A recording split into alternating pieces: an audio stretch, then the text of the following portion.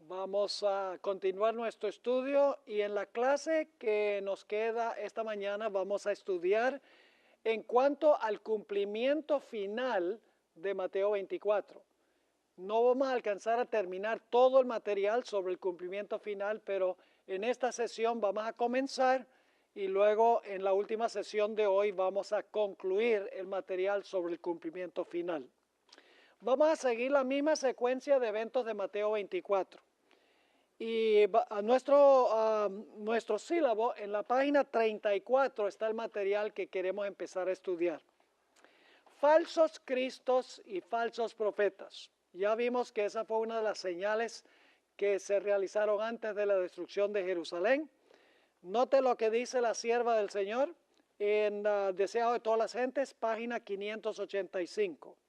Se levantaron falsos profetas que engañaron a la gente y llevaron a muchos al desierto. Magos y hechiceros que pretendían tener un poder milagroso arrastraron a la gente en pos de sí a las soledades montañosas. Y ahora noten lo que ella dice. Pero esta profecía fue dada, ¿para cuándo? También para los últimos días. ¿Se van a levantar falsos profetas en los últimos días? ¿Se han levantado falsos profetas? Aquí les menciono solamente algunos. David Koresh. ¿Se recuerdan de David Koresh en Waco, Texas? Tenemos a Jim Jones en Guyana, que decía que era la encarnación de Cristo. José Luis de Jesús Miranda, no sé si ustedes han oído hablar de ese individuo, un puertorriqueño con sede en Miami, creo que murió, si no me equivoco. Su púlpito tenía escrito SSS, que equivale a 666, y animó a sus seguidores que se colocaran un tatuaje con el número 666. Pretendía ser el Cristo. Y lógicamente todos los papas de Roma profesan ser representantes de Cristo en la tierra. Así que esta señal se está cumpliendo y vamos a encontrar que más y más se va a intensificar en su cumplimiento. Ahora, ¿qué tal guerras, pestilencia, terremotos y hambres? Nuevamente leo del Espíritu de Profecía, Eventos de los Últimos Días, página 24. En las escenas finales de la historia de esta tierra, la guerra prevalecerá. ¿Habrá qué más? Epidemias. ¿Qué son epidemias? Enfermedades, ¿verdad? Pestilencia. Habrá epidemias, mortandad y ¿qué más? Hambre. ¿Eso está en Mateo 24? ¿Cómo no? Las aguas del abismo rebosarán sus límites. Incendios e inundaciones destruirán la propiedad y la vida.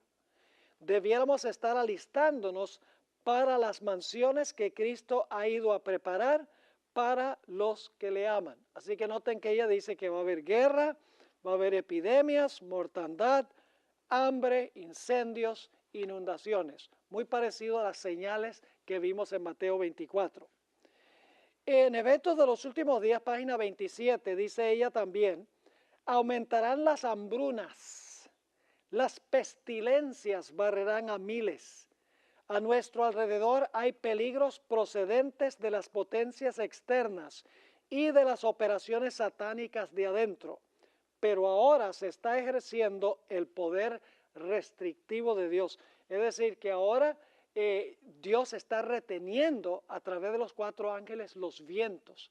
Y cuando se suelten los vientos, ella dice que la imaginación más fecunda no puede alcanzar a discernir lo que va a pasar. Va a suceder lo mismo que pasó en Jerusalén. Es inconcebible para la mente humana pensar que esa condición podría alcanzar a todo el mundo. Y luego entonces tenemos esta cita de la hermana White, Conflicto de los Siglos 575 y 576. Dice la sierva del Señor, el objeto de Satanás consiste en hostigar a las naciones a hacerse, ¿qué cosa? Mutuamente la guerra. Ahí está una de las señales de Mateo 24. Pues de este modo puede distraer los espíritus o las mentes de los hombres de la obra de preparación necesaria para subsistir en el día del Señor. Al par que se hace pasar ante los hijos de los hombres como un gran médico que puede curar todas sus enfermedades, Satanás producirá ¿qué cosa? Ve, ahí están las epidemias, enfermedades y desastres, al punto que ciudades populosas sean reducidas a ruinas y desolación. Escuchen bien, todavía no hemos visto eso, ciudades populosas reducidas a ruinas y desolación, por enfermedades, dice ella, epidemias. Sigue diciendo, ahora mismo está obrando, ejerce su poder en todos los lugares y bajo mil formas, en las desgracias y calamidades de mar y de tierra, en las grandes conflagraciones, esas son guerras grandes, en los tremendos huracanes y en las terribles tempestades de granizo, en las inundaciones, en los ciclones, en las mareas extraordinarias y en los ¿qué? Terremotos. Ahora ella agrega muchas señales que no se mencionan en Mateo 24, que son, por ejemplo, tempestades de granizo, inundaciones, ciclones, mareas extraordinarias, sería lo que nosotros llamamos tsunamis, y luego dice aquí también terremotos. Luego sigue diciendo en cuanto al hambre, destruye las mieses casi maduras, y a ellos siguen, ¿qué cosa? La hambruna y la angustia. Propaga por el aire emanaciones mefíticas, y miles de seres perecen en la, ahí está otra de las señales, pestilencia. Estas plagas irán menudeando o aumentando más y se harán más y más desastrosas. Es decir, va a haber más de estas señales y cada vez van a ser más desastrosas. Yo pregunto, ¿se van a volver a cumplir estas señales de guerras y rumores de guerras, nación contra nación, hambres, pestilencias, alborotos en la sociedad, etcétera? La sierva del Señor lo ha predicho, tal cual lo dice Mateo 24. Ahora, ¿cuál es el propósito de Satanás en causar todas estas cosas preliminares? Todos estos desastres, todos estos problemas en la sociedad, las guerras. ¿Cuál es el propósito de Satanás? Quiero completar la cita que acabo de leer.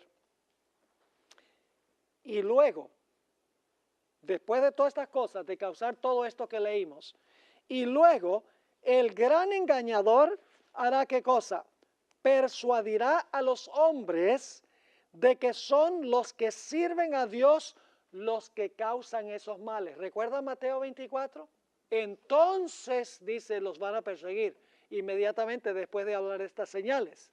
La hermana White está diciendo exactamente lo mismo. Sigue diciendo ella, la parte de la humanidad que haya provocado el desagrado de Dios, lo cargará a la cuenta de aquellos cuya obediencia a los mandamientos divinos es una reconvención perpetua para los transgresores. Y en el libro Eventos de los Últimos Días, 132 y 133, la hermana White explica, Satanás pone su interpretación sobre estos eventos, es decir, sobre los desastres. Y ellos piensan, como él quiere que lo hagan, que las calamidades que llenan la tierra son ¿qué? Un resultado de la violación del domingo.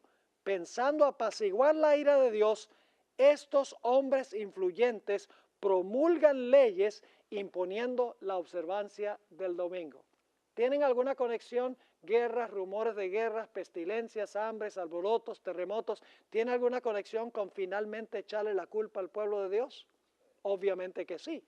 Entonces ya vimos que esto pasó en Mateo y va a pasar al final de la historia. Y entonces, ¿qué va a pasar con el pueblo de Dios? ¿Qué tendremos que hacer en este tiempo difícil de crisis? El pueblo de Dios tendrá que comparecer ante ¿quiénes? Ante gobernantes y reyes. Note lo que dice la sierva del Señor en varias citas aquí. La primera cita está en Joya de los Testimonios, tomo 2, página 411. Tendremos que comparecer ante magistrados para dar razón de nuestra lealtad a la ley de Dios, para dar a conocer los motivos de nuestra fe. Y los jóvenes debieran entender estas cosas.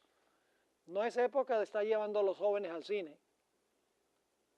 No es época de darle a los jóvenes mucha música y que gocen y que la pasen sabroso. No, no, esa no es la época.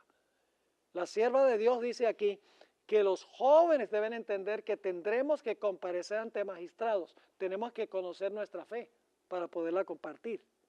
Sigue diciendo, hablando de los jóvenes, debieran estar al tanto de las cosas que acontecerán antes del fin de la historia del mundo. Estas cosas tienen que ver con nuestro bienestar eterno y los maestros y alumnos deben prestarles más atención. ¿Se deberían estar predicando estas cosas? ¿Cómo no, hermanos y hermanas? Evento de los últimos días, página 213. Muchos tendrán que comparecer ante cortes legislativas. Algunos tendrán que comparecer ante reyes y ante los sabios de la tierra para responder por su fe. Aquellos que tienen solo una comprensión superficial de la verdad. ¿Quiere Satanás que seamos superficiales, hermanos y hermanas? Quiere que tengamos gospel light. En otras palabras, habla nada más del amor y de la paz y de la prosperidad y que todo está bien, no va a haber ningún problema en el futuro. ¿Satanás se agrada cuando se habla de esa manera? Lógicamente que sí. Dice, aquellos que tienen solo una comprensión superficial de la verdad no serán capaces de exponer claramente las Escrituras y dar razones definidas de su fe. Se confundirán y no serán obreros que no tengan de qué avergonzarse. Que nadie se imagine que no tiene necesidad de estudiar, porque no debe predicar en el púlpito sagrado. ¿No sabéis qué puede Dios requerir de vosotros? Por eso tenemos esta clase ancla, porque queremos profundizar en la palabra de Dios. Queremos que luego ustedes salgan de acá y usen esto para instruir a otras personas en cuanto a lo que ha pasado y lo que va a pasar, porque algún día tendremos que dar razón de nuestra fe ante la gente poderosa del planeta. Una última cita en esta sección en la Review and Herald del 18 de diciembre de 1888, dice la sierva del Señor, ahora no nos parece posible que alguno de nosotros tendrá que comparecer solo ante las autoridades. Pero si alguna vez Dios ha hablado por mi intermedio, llegará el tiempo cuando seremos llevados ante concilios y ante miles de personas por causa de su nombre. ¿Recuerdan que Jesús dijo que la persecución sería por causa de su nombre? Usa la misma expresión. Y cada uno tendrá que dar razón de su fe. Luego vendrá la crítica más severa sobre cada posición que se ha tomado en favor de la verdad. Necesitamos entonces hacer ¿qué cosa? Estudiar la palabra de Dios para que podamos conocer por qué creemos las doctrinas que defendemos. ¿Es necesario un estudio doctrinal? ¿Qué va a pasar cuando comparezcamos ante gobernantes y reyes y nos digan, bueno, ¿y por qué creen ustedes que los muertos no saben nada y nos sacan el rico y Lázaro ausentes del cuerpo y presentes con el Señor? No tengas temor de que puede matar el cuerpo, pero no puede matar el alma, y nos traen todos estos textos bíblicos. ¿Tendremos que ofrecer nosotros una explicación de esos textos? ¿Cómo no que sí? Tenemos que estudiar estas cosas, hermanos y hermanas. Ahora, ¿quién nos ayudará cuando tengamos que testificar ante gobernantes y reyes? En Mateo decía, y en Lucas y en Marcos, ¿nos va a ayudar quién? El Espíritu Santo. El pueblo de Dios va a recibir la lluvia tardía. Noten lo que dice, Eventos de los Últimos Días, página 209. Aquellos que reciben a Cristo como su Salvador personal, resistirán las pruebas de estos últimos días. El Señor Jesús dará a los discípulos una lengua y una sabiduría que sus adversarios no podrán contradecir ni resistir. Nosotros encontramos esa misma expresión cuando estudiamos el cumplimiento histórico, absolutamente. Sigue diciendo, aquellos que por razonamiento no podrían vencer los engaños satánicos, darán un testimonio positivo que confundirá a los hombres supuestamente doctos.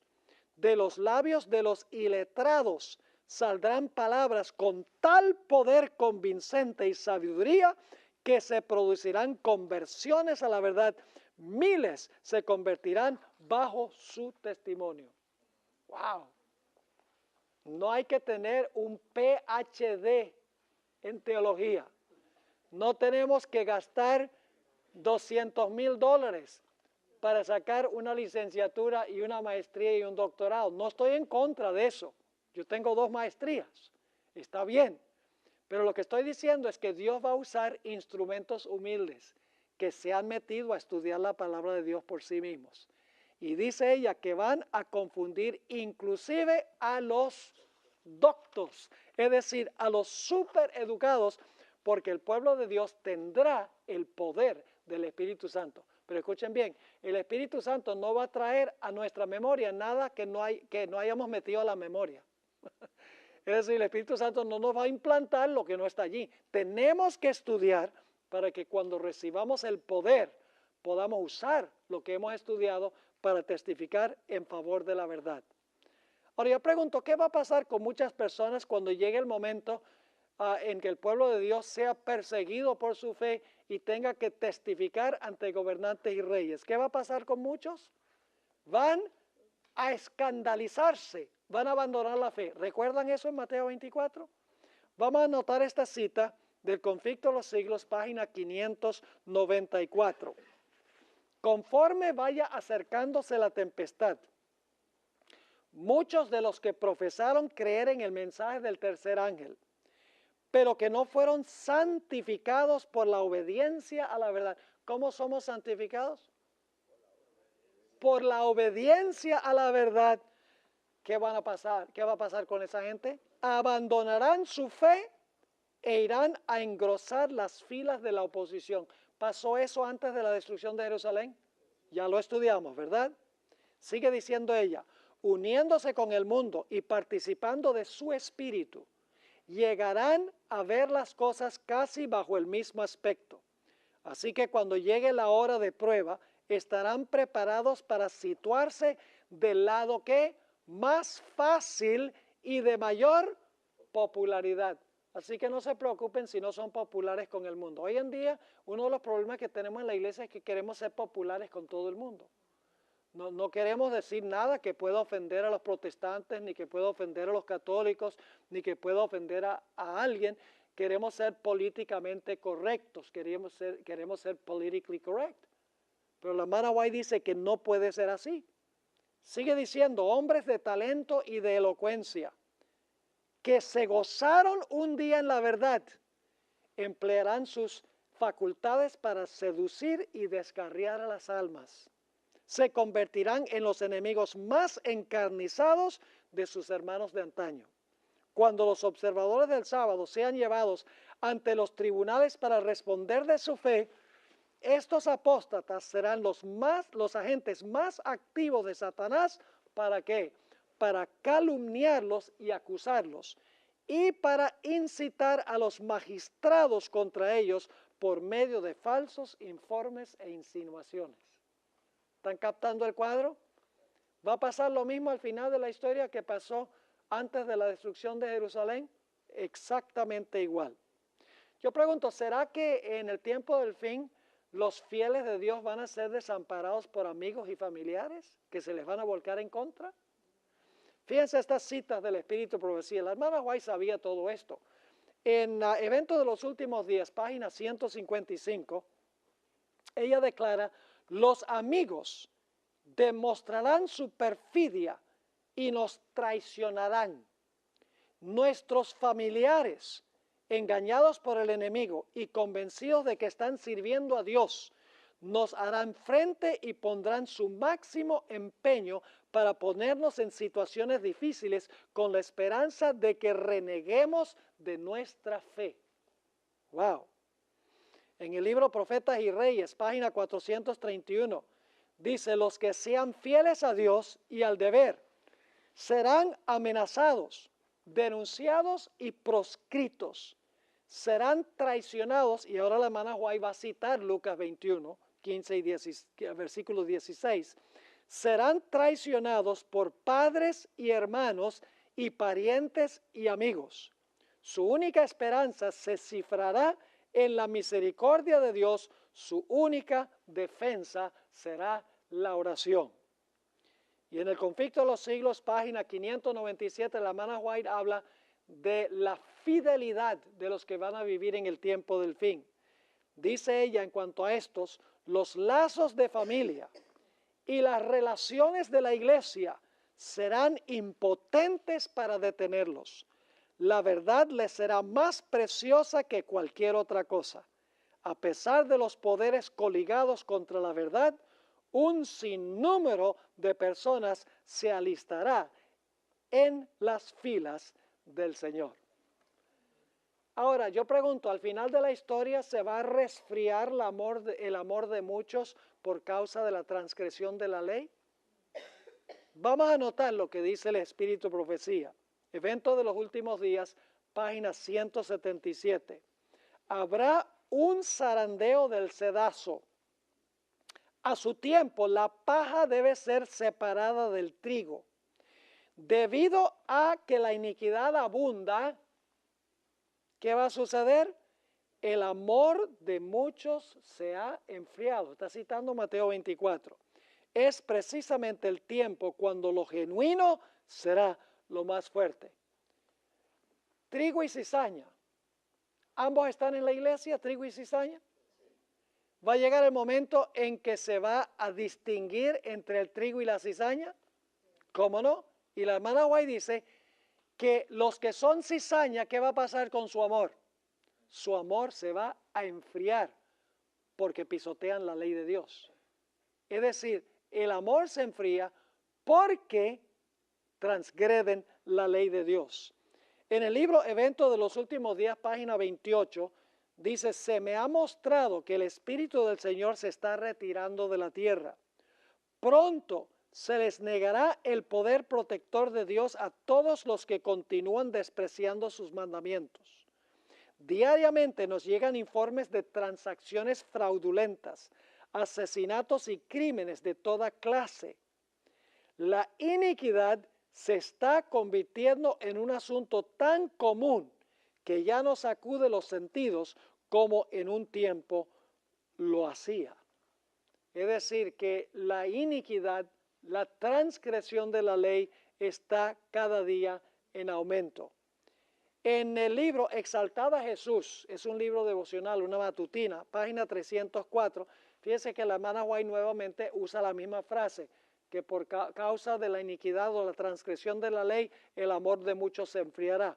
Dice así, en el Monte de las Olivas, el Señor Jesús declaró categóricamente que por haberse multiplicado la maldad, la caridad de muchos se resfriará. Ahora fíjense a qué se refería Jesús. Habla de una clase de personas que ha caído de un alto estado de espiritualidad. ¿Una vez fueron fieles hijos de Dios, sí o no? Estas personas. Sí, porque dice que han caído de un alto estado de espiritualidad. Penetren en los corazones estas declaraciones con poder solemne y escrutador. ¿Dónde están el fervor y la devoción a Dios que corresponden a la grandeza de la verdad que aseveramos creer? El amor al mundo y a algún pecado favorito, ¿y qué es pecado? Transgresión de la ley, el amor al mundo y a algún pecado favorito desarraigó del corazón el amor a la oración y la meditación en las cosas sagradas. Se sigue cumpliendo una serie de ¿qué? De servicios religiosos formales, es decir, la gente sigue viniendo a la iglesia, sigue estudiando la lección de la escuela sabática, posiblemente siga viniendo al culto de oración, dice que todavía es cristiana y adventista, pero la hermana White dice que aunque vienen a los servicios religiosos formales, ¿dónde está el qué? El amor de Jesús, la espiritualidad está muriendo. Y dice, es por el amor al mundo y por acariciar el pecado. En otra cita, Joya de los Testimonios, tomo 2, página 31, La sierva de Dios otra vez cita este texto que dice que el amor de muchos se enfriará. Dice lo siguiente: y por haberse multiplicado la maldad, el amor de muchos se enfriará. La misma atmósfera está contaminada de pecado. Pronto los hijos de Dios serán probados mediante intensas pruebas. Y la mayor porción de aquellos que ahora parecen ser sinceros y fieles resultarán ser vil metal. ¿Cuántos son los que nos van a abandonar? La vasta mayoría, dice ella. Ahora, si nos van a abandonar es porque estaban con nosotros, ¿sí o no? Sigue diciendo: en vez de ser fortalecidos y confirmados por la oposición, las amenazas y los ultrajes se pondrán cobardemente del lado de los opositores. ¿Qué es lo que no quiere resistir esta gente? Dice, ellos no quieren sentir oposición, amenazas y ultrajes. Y por lo tanto, ¿qué prefieren hacer? Dice que toman cobardemente el lado de sus opositores. El permanecer en pie en defensa de la verdad y la justicia. Cuando la mayoría nos abandone, ¿cuántos nos van a abandonar? La mayoría, dice ella. El pelear las batallas del Señor cuando los campeones sean pocos. Esta será nuestra prueba. En este tiempo debemos obtener calor de la frialdad de los demás, valor de su cobardía y lealtad de su traición. Qué tremenda cita. Así que se va a resfriar el amor de muchas personas, ¿sí o no? Por causa de amar al mundo y por causa de la transgresión de la ley. Y luego entonces viene el llamado a la paciencia o a la perseverancia. Yo pregunto, ¿va a necesitar el pueblo de Dios perseverar en la fe? Porque el versículo anterior dice que muchos van a abandonar la fe. Por eso Jesús dice, ¿tú necesitas qué? Asegúrate de que vayas a perseverar. Y la razón por la cual hay que perseverar es por tres problemas que va a haber. Número uno, va a haber engaños por parte de los falsos creyentes. Número dos, va a haber persecución. Y número tres, va a haber un resfriamiento del amor. Y por eso Jesús dice, estas tres cosas no permitas que afecten tu fe. Persevera a pesar de los engaños, a pesar de la persecución y a pesar del enfriamiento del amor. Yo pregunto, el libro de Apocalipsis nos dice que al final de la historia el pueblo de Dios va a necesitar perseverancia. ¿Cómo no? Apocalipsis el capítulo 14 y el versículo 12, tristemente la palabra griega no se traduce correctamente, la palabra griega hupomoné, que significa perseverar. Es el mismo texto que en Mateo dice, el que perseverare hasta el fin, este será salvo. Dice en Apocalipsis 14, 12, aquí está la perseverancia de los santos, los que guardan los mandamientos de Dios y ¿qué? Y la fe de Jesús. ¿Y saben dónde aparece esa declaración?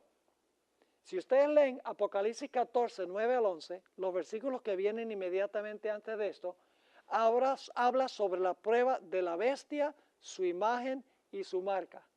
Después de hablar de la bestia, su imagen y su marca, inmediatamente después dice, pero Dios va a tener un pueblo que tiene la perseverancia de los santos, que guarda los mandamientos de Dios y tiene la fe de Jesús.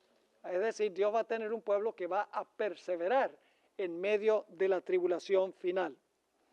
Esta paciencia se ilustra en una parábola que contó Jesús, la parábola de la viuda persistente. Si ustedes leen Biblias, van a encontrar que el subtítulo dice que esta parábola se llama la parábola del juez injusto. Pero me parece que ese no es un buen título para esta parábola, porque la parábola no es en cuanto al juez, es en cuanto a una viuda persistente. Yo le digo la parábola de la viuda persistente. Esta parábola se aplica especialmente a los últimos días. Y usted dice, ¿cómo sabemos eso? Porque inmediatamente antes de la parábola, Jesús venía hablando de los días de Noé y los días de Lot, así será la venida del Hijo del Hombre. Es decir, inmediatamente antes de la parábola, Jesús está hablando de la segunda venida. Y la parábola termina con una pregunta, cuando venga el Hijo del Hombre, ¿hallará fe en la tierra? Es decir, la parábola se encuentra entre dos referencias a la segunda venida. Se aplica a los que van a estar viviendo en el tiempo del fin y la paciencia que van a necesitar. Vamos a leer esta parábola y la interpretamos rápidamente. También le refirió Jesús una parábola sobre la necesidad de orar siempre y no qué, y no desmayar. Podríamos decir la necesidad de perseverar en la oración. No desmayar significa perseverar. Ahora, noten el versículo 2, diciendo, había en una ciudad un juez. El juez representa a Dios. Y usted dice, no puede ser, pastor, porque dice que el juez ni temía a Dios ni respetaba a hombre. Pero por ahora quiero que recuerden que el juez representa a Dios, a pesar de que dice aquí que no temía a Dios ni respetaba a hombre. Y les voy a explicar en un momento en qué sentido es esto. Versículo 3. Había también en aquella ciudad una viuda. ¿Qué representa una mujer simbólicamente en la Biblia? Una mujer simbólicamente representa la iglesia, ¿verdad? Esta es una mujer. Si es una mujer ramera, ¿qué clase de iglesia representa? Una iglesia que se ha prostituido, una iglesia caída. Aquí es una mujer que, viuda. Es decir, una mujer que, vamos a leer la historia, ha perdido todo apoyo humano, ha perdido todo lo que tiene. Yo pregunto, ¿va a llegar un momento en la historia cuando la iglesia, cuando los fieles de Dios van a perder todo lo que tienen?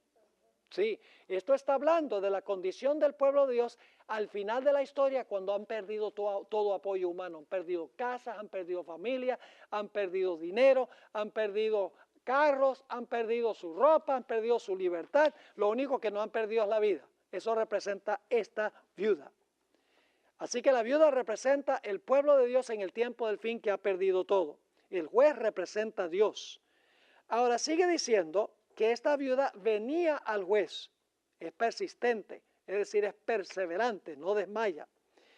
Y dice que la viuda le declara al juez, hazme justicia de mi adversario. Oh, la viuda tiene un adversario que fue el que le quitó todo. Ahora, ¿quién representa el adversario? El diablo. Esa misma palabra, antidicon, en griego, se usa en 1 Pedro 5:8, donde dice, vuestro adversario el diablo anda cual león rugiente buscando a quien devorar. Es decir, el adversario que le va a quitar todo al remanente final es ¿quién? El diablo. Y esta mujer viene al juez y el juez ¿qué hace? Vamos a encontrar en el versículo 4, él no quiso por algún tiempo. ¿Hay una demora, sí o no? Sí hay una demora en responder las plegarias. ¿Se rinde la viuda porque el juez no le contestó la primera, la segunda, tercera vez? No. Ella sigue viniendo y viniendo y viniendo. Persevera. No tiene nada, pero persevera en venir al juez. Así que dice, él no quiso por algún tiempo, pero después de esto dijo dentro de sí, aunque ni temo a Dios ni tengo respeto a hombre, sin embargo, porque esta viuda me es molesta, le haré justicia, no sea que viniendo de continuo me agote la paciencia. Es decir, el juez dice, le voy a dar a la viuda lo que ella está pidiendo para quitármela de encima porque ya me tiene cansado. Ahora dice, ¿cómo puede eso representar a Dios? Representa a Dios a manera de contraste. Vamos a notar la interpretación que Cristo mismo dio de la parábola. Noten el versículo 6. Y dijo el Señor, oíd lo que dijo el juez injusto. Ahora viene Jesús a explicar lo que significa la parábola. ¿Y acaso Dios no hará justicia? ¿Quién representa al juez? ¿A Dios? ¿El juez finalmente hizo justicia, sí o no? Aquí dice, ¿y acaso Dios no hará justicia a quiénes? A sus escogidos. ¿Qué representa la viuda? A los escogidos. Yo pregunto, en Mateo 24 se mencionan los escogidos pasando por un tiempo de angustia terrible. La misma palabra escogidos. Así que dice, oíd lo que dijo el juez injusto. ¿Acaso Dios no hará justicia a sus escogidos? ¿Los escogidos también van a clamar día y noche a Dios? Sí, que claman a Él día y noche, aun cuando ¿qué? Aun cuando se demore en responderles. Yo pregunto, en el tiempo final, cuando el pueblo de Dios esté pasando por el tiempo de angustia, ¿Dios va a contestar inmediatamente sus oraciones? Dios inmediatamente dice, Señor, ¿por qué he perdido todo? Tómalo todo. No. ¿Va a haber una demora? Va a haber una demora. El pueblo de Dios va a clamar ¿qué? Día y noche. Pero finalmente, yo pregunto, ¿el juez le hizo justicia a la viuda? Finalmente Dios le va a hacer justicia al pueblo de Dios y le va a devolver lo que tenían con creces y los va a vengar de su enemigo Satanás. ¿Cómo no? Y usted dice, ¿cómo es que el juez puede representar, el juez injusto puede representar a Dios? Esa manera de contraste. Lo que está diciendo Jesús es, si un juez injusto, que ni teme a Dios ni a hombre, le responde las plegarias a una viuda por quitársela de encima, ¿cuánto más Dios va a responder las plegarias de su pueblo porque los ama? Es decir, ambos van a responder, pero van a responder por diferente razón. ¿Me están entendiendo? Esta parábola se aplica a la perseverancia del pueblo de Dios en el tiempo del fin. Ahora, queremos notar también que va a haber una predicación final del Evangelio en medio de la persecución y de la dificultad que va a tener el pueblo de Dios, yendo hasta a donde están magistrados, testificando por la fe, amigos traicionándolos, perdiendo todo lo que tienen. Sin embargo, el pueblo de Dios, ¿qué va a hacer? Va a proclamar el Evangelio ¿a dónde? A todo el mundo, en las circunstancias más difíciles. Dice Mateo 24:14, y será predicado este evangelio en todo el mundo. Ya vimos que se predicó en todo el mundo en la época de Pablo, ¿verdad? El mundo habitado, el imperio romano. Para testimonio a todas las naciones, y entonces vendrá el fin. ¿Tiene una aplicación mayor este versículo al final de la historia, a todo el mundo, todas las naciones? ¿Cómo no? En el tiempo del fin, esta predicación abarcará a todo el mundo y tendrá elementos adicionales que no mencionó Jesús en Mateo 24. Noten Apocalipsis 14:6. Vi volar por en medio del cielo a otro ángel que tenía ¿qué? El evangelio eterno. ¿Está eso en Mateo 24, el evangelio? Sí. ¿Y el evangelio eterno para qué? Predicarlo. ¿Está eso en Mateo 24? Sí. ¿Predicarlo a dónde? A los moradores de la tierra, a toda nación, tribu, lengua y pueblo. ¿Está eso en Mateo 24? Sí. Pero ahora quiero que noten que el mensaje del primer ángel dice cuál es el mensaje, cuál es el evangelio. Dice, diciendo a gran voz, temed a Dios y dadle gloria, porque la hora de su juicio ha llegado. Y luego viene la frase que quiero enfatizar, y adorad a aquel que hizo el cielo, la tierra, el mar y ¿qué? El mar y las fuentes de las aguas. El evangelio al final va a enfatizar que debemos adorar ¿a quién? Al Creador. ¿Por qué creen ustedes que el mensaje final es que debemos adorar al Creador? ¿Cuál es la señal del Creador? El sábado. ¿Qué estará diciendo el mundo cristiano en cuanto al día de reposo al final de la historia? Estará diciendo que es el domingo, el día del sol. Entonces el mensaje del primer ángel dice, sí, vamos a proclamar el evangelio a toda nación, tribu, lengua y pueblo, pero parte de ese mensaje que se va a proclamar es que hay que adorar al Creador, cuyo señal es ¿qué? Cuya señal es la observancia del sábado. Ahora quiero leerles esta cita de la hermana White en El deseado de todas las gentes, página 587.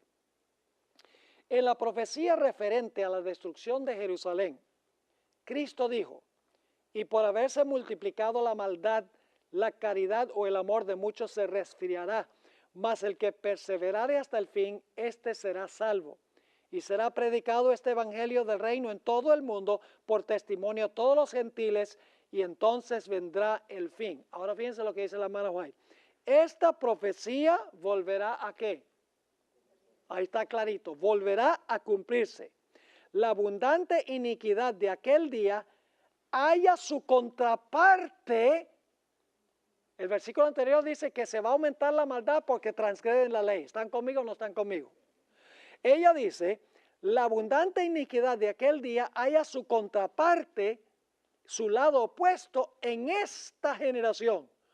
Lo mismo ocurre con la predicación referente a la predicción referente a la predicación del Evangelio.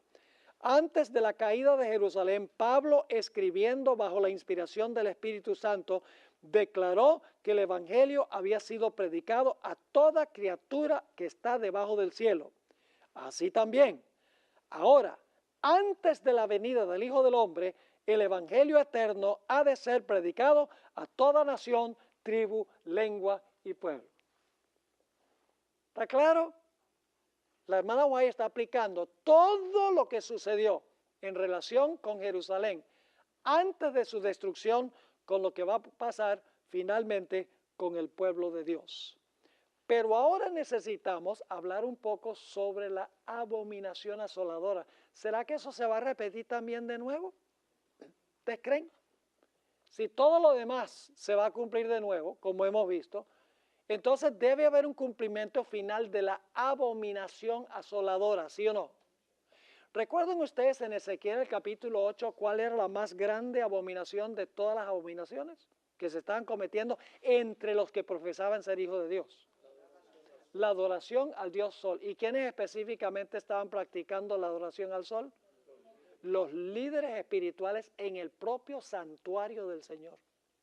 ¿Será que al final de la historia la abominación tiene algo que ver con el sol, con la adoración del sol?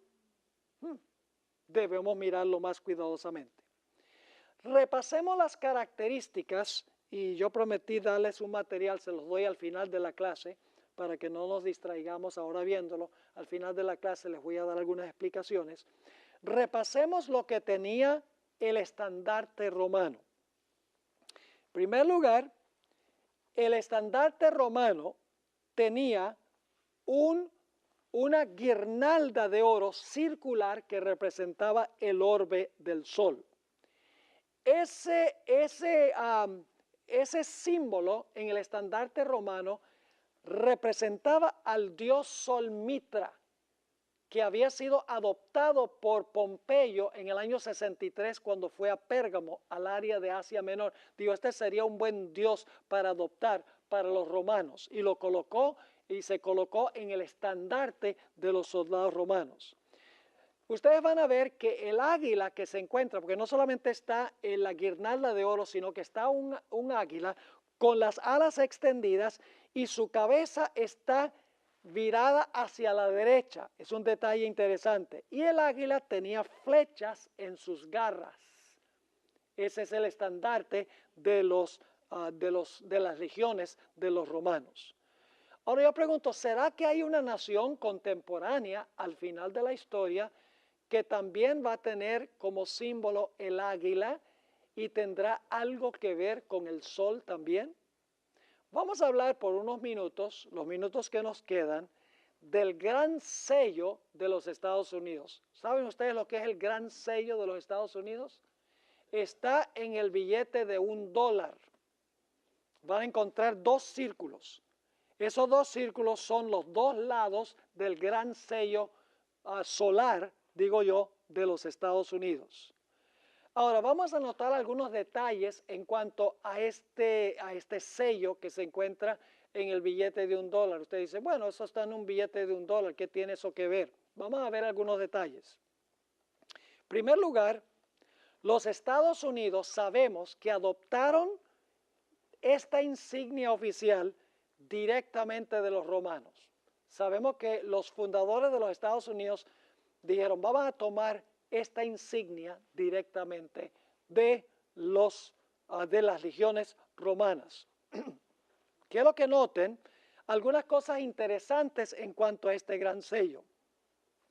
El gran sello es el emblema oficial de los Estados Unidos. Todas las proclamaciones y los documentos judiciales, legislativos y ejecutivos contienen este sello que autentica y certifica todos los actos oficiales del gobierno federal. Eso es muy importante. En otras palabras, cualquier declaración judicial, legislativa, ejecutiva tiene que tener este sello oficial de los Estados Unidos. Yo pregunto entonces, ¿será que la ley dominical va a tener el sello oficial? Obviamente que sí. El sello debe aparecer también en todas las leyes y los estatutos de la nación. Y ustedes tienen la referencia ahí de un libro donde dice explícitamente la historia de la bandera de los Estados Unidos y de sus insignias. Ahora, hablemos un poco de la adopción que se hizo de este sello.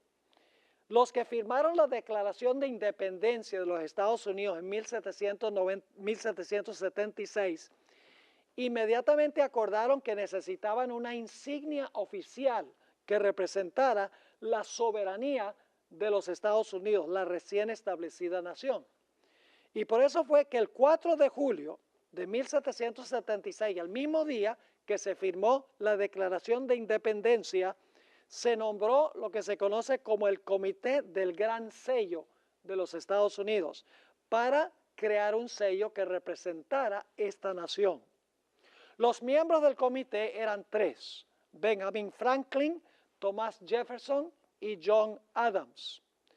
El propósito del comité era crear un sello que representara a la nación que recién se había establecido. Benjamin Franklin sugirió que se debía adoptar un pavo, y la razón es que cuando los peregrinos llegaron, ustedes saben, Thanksgiving se come pavo. Gracias a Dios que los otros dos no aceptaron la propuesta de Benjamin Franklin, porque un pavo como emblema nacional de los Estados Unidos para mí es un poco cuestionable. Ahora, después de una larga discusión, se postergó la adopción de un sello. No se adoptó inmediatamente.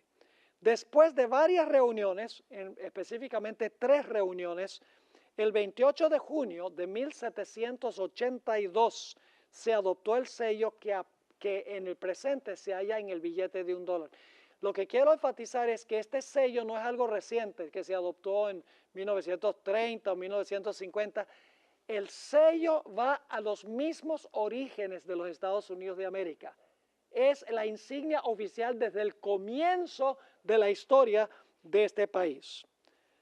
Ahora, hablemos un poco del lado anverso del sello. Esa es la parte de adelante del sello. El sello contiene varios elementos en común con el estandarte romano. En primer lugar, ustedes pueden ver, si tienen un billete de $1, y ustedes van a tener la ilustración porque yo se las voy a dar después de la clase, van a encontrar que se encuentra un águila con las alas extendidas en la parte de enfrente del sello, con la cabeza virada a que no adivinan hacia dónde, hacia la derecha, y en sus garras 13 flechas. Ahora, es muy significativo que tiene flechas en las garras, porque en esa época ya se usaban espadas y mosquetes, no se usaban arco y flecha. Quiere decir que tiene una conexión con el Imperio Romano. Ahora, por encima de la cabeza del águila se encuentra un sol que irrumpe a través de las nubes. Es decir, hay un águila con las alas extendidas y encima de la cabeza del águila hay un sol a donde está irrumpiendo a través de las nubes. Inmediatamente notamos la similitud con el estandarte romano, que tenía una águila con las alas extendidas y una guirnalda dorada circular que representaba el sol. Algunos podrían pensar que la relación entre el estandarte romano y el gran sello de los Estados Unidos es casual e inverosímil, porque los dos imperios distan mucho, casi, digamos, 1700 años entre una nación y otra nación. ¿Qué posible conexión podría haber entre la antigua Roma y la insignia de los Estados Unidos? Hay 3 razones por las cuales sabemos que hay una conexión entre el estandarte y las insignias romanas y las insignias oficiales de los Estados Unidos. En primer lugar, ya vimos que Mateo 24 tiene ¿qué? Una doble aplicación.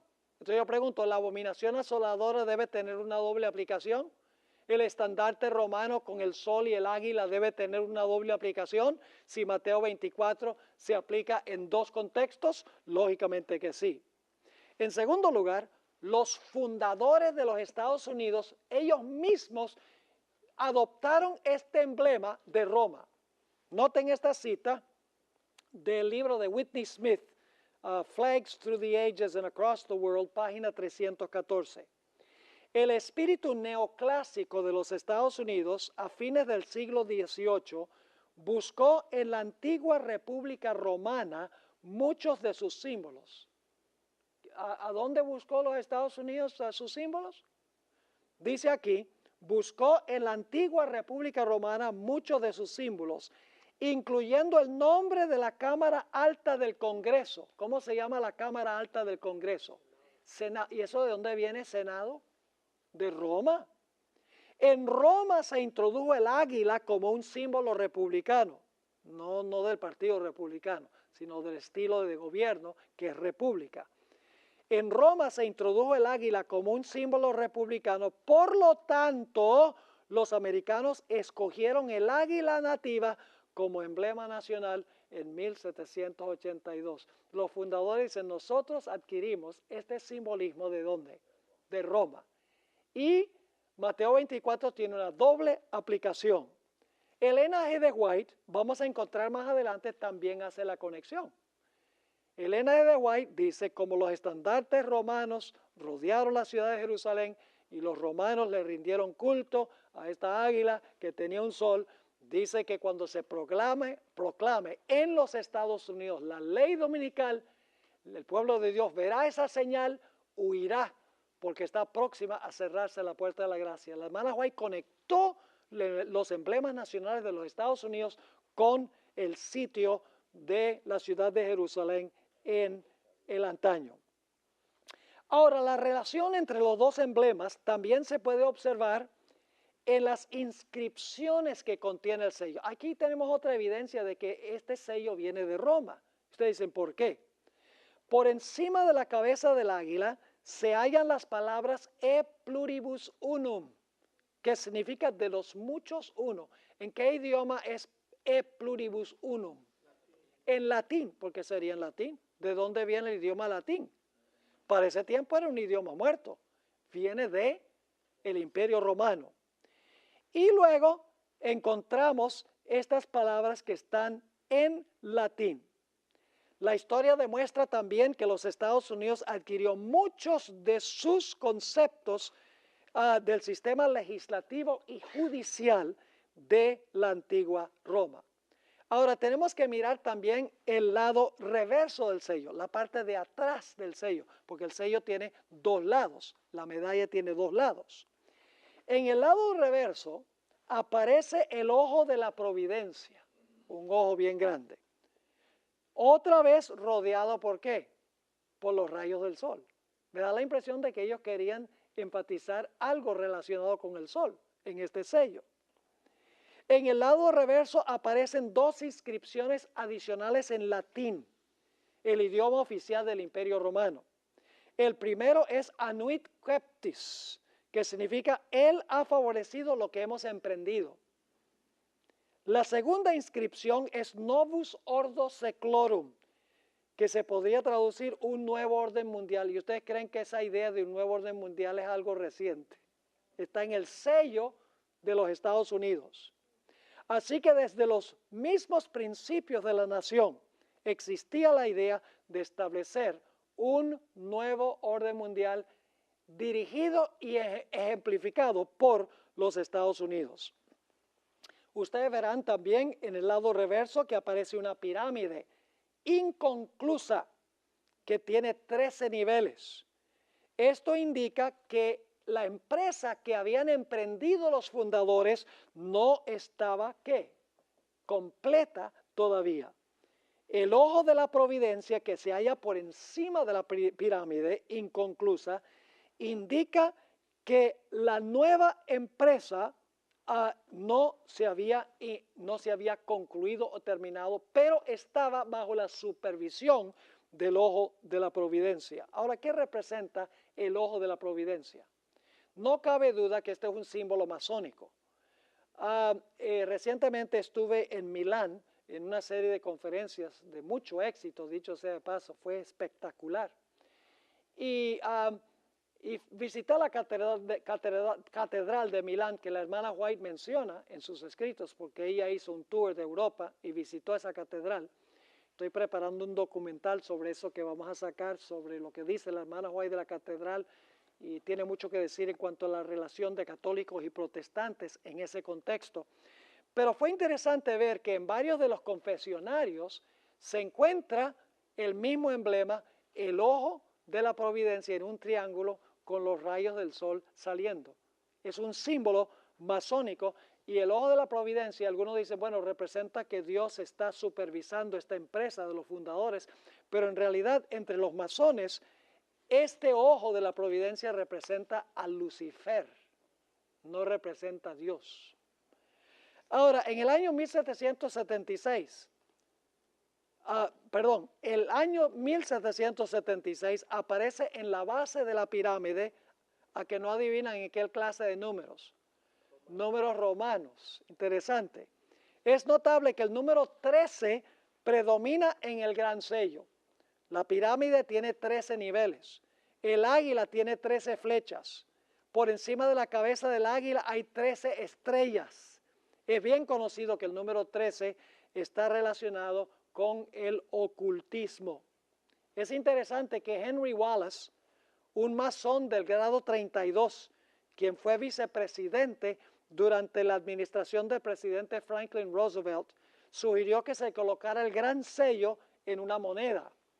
Pero el presidente Roosevelt dijo, no, lo que debemos hacer es colocarlo en el billete de $1. Y fue en 1935 que se colocó este gran sello que ustedes tienen en el billete de $1. Rápidamente, otros detalles interesantes. Después de las guerras de independencia, la palabra ejército le resultó desagradable y repugnante al pueblo norteamericano. Así que originalmente no se llamaban ejércitos las tropas de Estados Unidos, se llamaban ¿qué cosa? Legiones. Yo pregunto, ¿de dónde sale ese nombre legiones? De la Roma antigua. Aún hoy en día tenemos lo que se llama The American Legion. Así que muchas de las cosas que los Estados Unidos las adoptó directamente ¿de dónde? De Roma. Y vamos a encontrar que hay una conexión, y esto es algo fascinante que vamos a estudiar en la sesión de la tarde. Toda esta cadena empieza con la Babilonia antigua, es trasladada a Pérgamo en Asia Menor, luego es trasladado en la época de Constantino a la iglesia de Pérgamo espiritualmente, luego es transferido a la iglesia católica, luego transferido al protestantismo apóstata y finalmente transferido a los Estados Unidos de América, en una cadena sin romper la cadena desde la Babilonia antigua hasta el tiempo del fin. Ese será el estudio de esta tarde. De la historia que pasó